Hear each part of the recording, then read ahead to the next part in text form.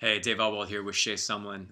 We want to present you with an opportunity. You're receiving this email, this video, because you are a leader and you're investing in the lives of people at the well or even beyond that. And so we have an opportunity that's coming up. We as a staff team just realized in this last season that there's an area that we really want to grow in. That we proclaim the gospel on a Sunday morning every week or a Sunday night every week. But then there's also a proclaiming the gospel that takes place in our lives of how does the gospel play out in every day through the tough situations, through the addictions, through that, you name it, that goes on in our life groups, that goes on in our own lives, that goes on around us. And so we wanted to collectively grow in the ministry of the gospel through personal counseling, through one-on-one discipleship models. And so I'm going to let Shea kind of describe the opportunity that is before us, and we want to invite you into that with us if that seems to fit and is a passion of yours. Yeah. I think, as Dave was alluding to, there are really two primary gaps in the church right now when it comes to soul care, when it comes to really nourishing those who are broken in our lives and in our church around us. And I think one of those is knowing what to say and how to counsel some folks when it comes to biblical counsel, gospel-centered counsel, and how to speak life into the brokenness of the world around us.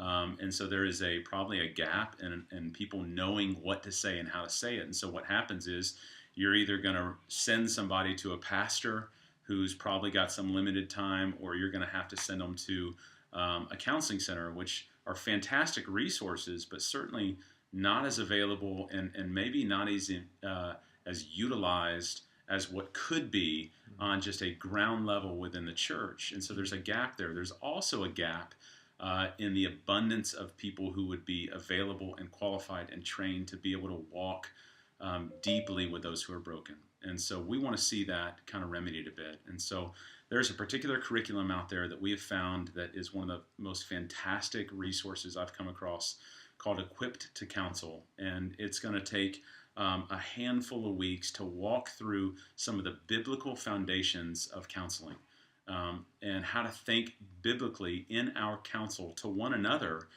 concerning life's issues.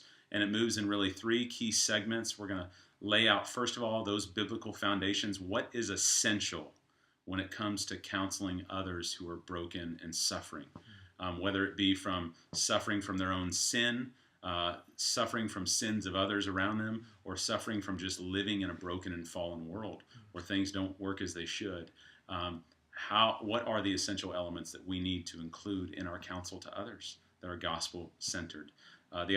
The next segment of that curriculum is focusing in on some of the key struggles that we see common in our culture, common addictions and struggles that most people tend to face, and some practical case studies of what it would look like to walk through with a friend or a neighbor or a family member who might be wrestling with those issues. And then thirdly, key struggles that are in the family, because most of the issues we're seeing today are coming out of broken homes.